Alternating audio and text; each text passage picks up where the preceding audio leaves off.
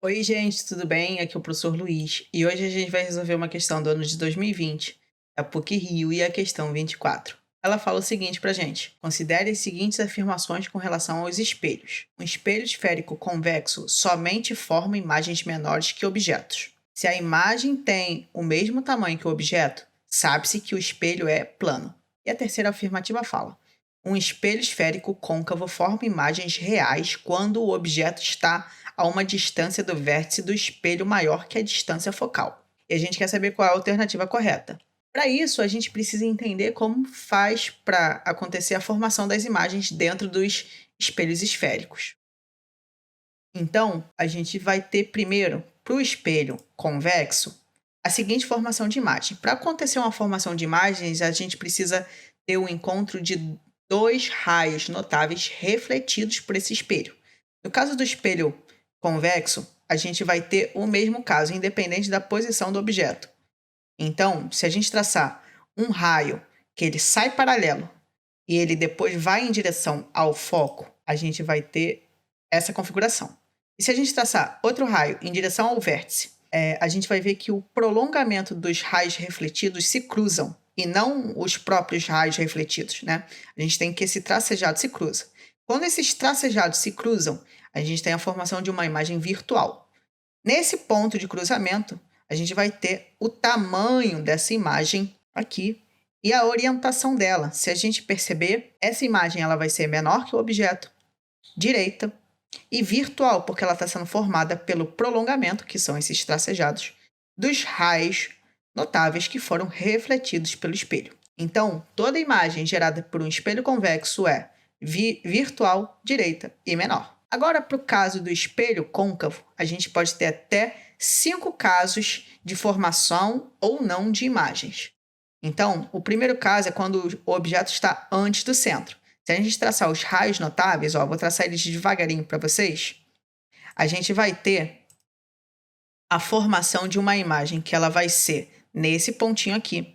Ela vai ser menor, e pelo fato dela estar abaixo desse eixo principal, ela vai ser invertida, e pelo fato dela ser formada pelo encontro dos raios refletidos e não dos prolongamentos, ela vai ser uma imagem real.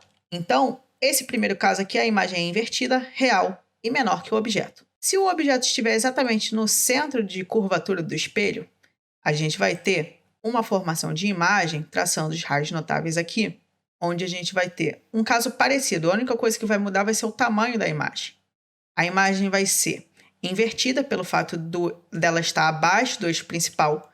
Ela vai ser real porque ela é formada pelo encontro dos raios que foram refletidos, e ela vai ser de tamanho igual ao do objeto. E o próximo caso é quando o objeto vai estar entre o foco e o centro. Quando isso acontecer, a gente vai traçar aqui os raios refletidos e a gente vai ter a formação da imagem nesse pontinho aqui. Então, a gente vai ter uma imagem maior que o objeto, invertida porque ela está abaixo do eixo principal, e real porque ela vai ser formada pelo encontro desses raios notáveis aqui.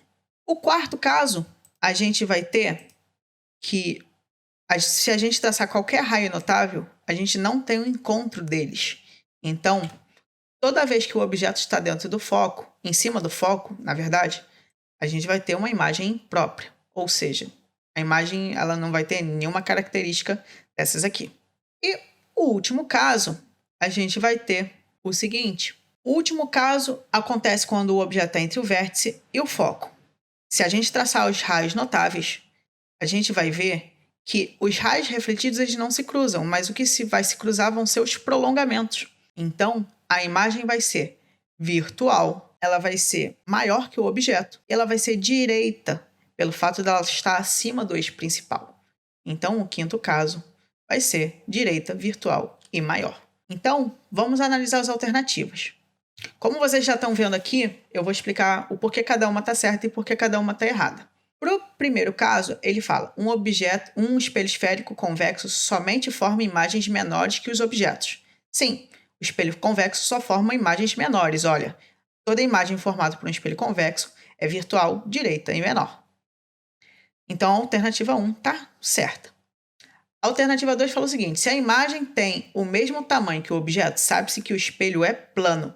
Na verdade, se a imagem tem o mesmo tamanho do objeto, a gente pode ter uma imagem do espelho côncavo, porque olha aqui o segundo caso. O segundo caso, ele mostra que a imagem pode ser invertida, real e de tamanho igual. Então, não necessariamente o espelho precisa ser plano. Então, a afirmativa 2 está incorreta. E a afirmativa 3 fala o seguinte: um espelho esférico côncavo forma imagens reais quando o objeto está a uma distância do vértice do espelho maior que a distância focal. Ele fala o seguinte: toda vez que o objeto está depois do foco, né, nos casos 3, 2 e 1, por exemplo, a gente vai ter imagens reais.